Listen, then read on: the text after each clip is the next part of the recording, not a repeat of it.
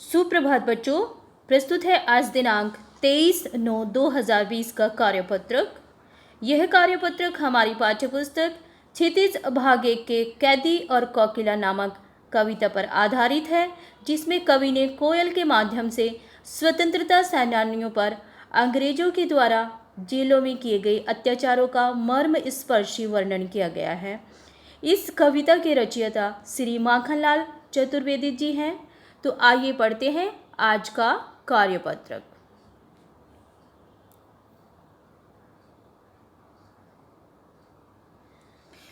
काली तू रजनी भी काली, रजनी रात को कहते हैं, शासन की करनी भी काली, काली लहर कल्पना काली, मेरी काल कोठरी काली, टोपी काली, कमली काली, कमली कंबल, मेरी लोह श्रृंखला काली, लोह श्रृंखला जो हाथों और पैरों में जो बेड़ियाँ हथकड़ियाँ पड़ी होती है, पहरे की हूँ कृति बयाली, तिस पर है गाली ए आली,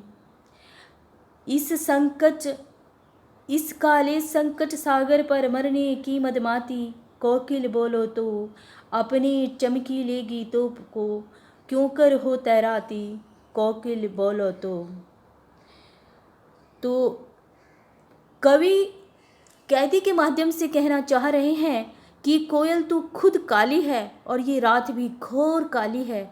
ठीक इसी तरह अंग्रेजी सरकार द्वारा की जाने वाली सारी करतूतें भी काली है और जेल की काली चारदीवारी में चलने वाली हवा भी काली है। मैंने जो टोपी पहनी हुई है वह भी काली है और जो कंबल में ओढ़ता हूँ वह भी काला है।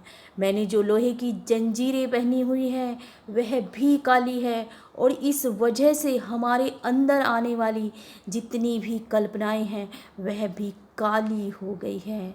इतनी यातनाओं को सहने के बाद हमारे ऊपर दिन भर नज़र रखने वाले पहरादारों की हुंकार और गालियां भी सुनने को मिलती है, जो किसी काले सांप की भांति हमें डसने को दौड़ती है।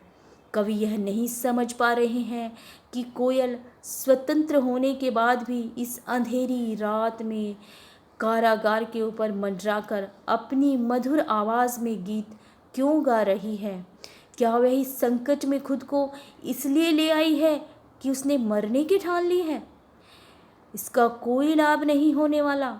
इसलिए कैदी कोयल से पूछ रहा है कि हे कोयल, बताओ तुम क्यों इस विपरीत परिस्थिति में आज़ादी की भावना जगाने वाले गीत गा रही हो।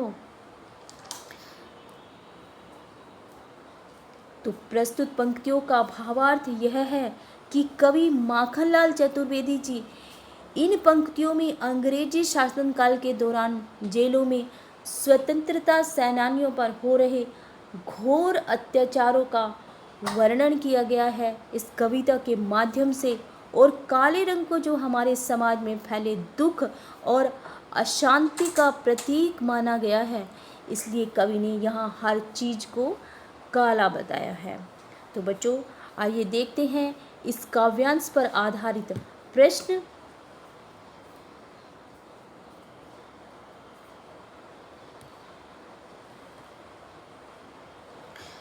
पहला प्रश्न है कि कविता के आधार पर बताइए कि कवि की सारी कल्पनाएं काली हो गई है, ऐसा क्यों हुआ होगा। तो प्रस्तुत काव्यांश में हमने पढ़ा कि कवि की सारी कल्पनाएं काली हो गई है क्योंकि उन्हें रहने के लिए अंधेरी कोठरी मिली हुई है, काली हथकड़ियाँ, काली बेड़ियाँ और काला ही कंबल भी मिला हुआ है। यहाँ तक कि अब कवि की यह भी नहीं पता है कि उनका भविष्य अब क्या होगा और वह भी पूरा अंधकार में हो गया है, इसलिए उनकी सभी कल्पनाएं भी काली हो गई हैं। आइए आगे बढ़ते हैं और पढ़ते हैं अगला प्रश्न।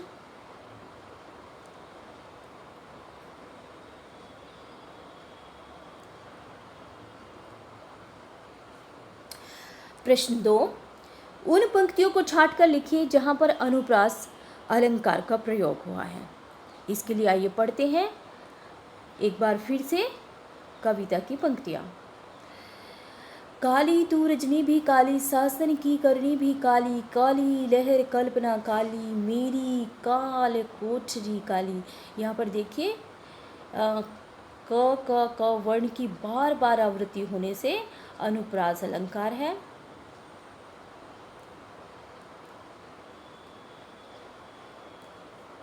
अगली पंक्ति में देखते हैं, टोपी काली कमली काली।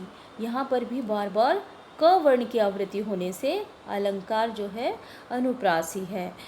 मेरी लोह श्रृंखला काली, पहरे की हूँ कृति की ब्याली, तिस पर गाली वाली, इस काले संकट सागर पर मरने की मदमाती।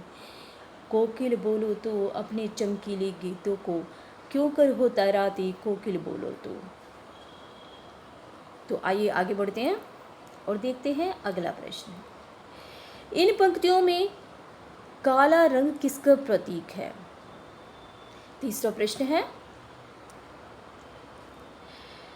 तो काला रंग समाज में फैली अशांति दुख का प्रतीक माना गया है। यहाँ पर काला रंग ब्रिटिश कुशासन और अत्याचार का प्रतीक है। ब्रिटिश सरकार भारतीयों पर अत्याचार करती थी, इसलिए यहाँ पर उनके कुशासन का और अत्याचार का प्रतीक काला रंग माना गया है। आइए अगला प्रश्न देखते हैं। कवि जेल में अन्य पक्षियों की आवाज़ भी सुनता होगा, लेकिन उन्होंने कोयल की ही बात क्यों की है? तो इस प्रश्न का उत्तर है कि कोयल की अपनी विशिष्ट पहचान होती है और कोयल का रंग और उसकी सुरीली आवाज़ एक विचित्र मेल को दर्शाता है। कोयल के कूकने को वसंत के आगमन के रूप में देखा जाता है और उसे इस प्रेम का प्रतीक भी समझा जाता है। तो संभवतः इन्हीं विशेषताओं के कारण कवि ने कोयल को चुना होगा। कोयल को चुनने का एक दूसरा कारण यह भी हो सकता है, वसंत का आगमन से तात्पर्य कवि का यह भी हो सकता है कि संभवतः कवि की कल्पना यह रही होगी कि कोयल का कूकना एक शुभ संकेत है, अर्थात स्वतंत्रता मिलने का प्रतीक हो सकता है। तो बच्चों, आज का कार्यपत्रक आशा है आपको समझ आ गया होगा। तो मैं मिलती हूँ आपको अगले कार्यपत्रक में। तब तक के लिए आप पढ़ते रहिए और स्वस्थ रहिए।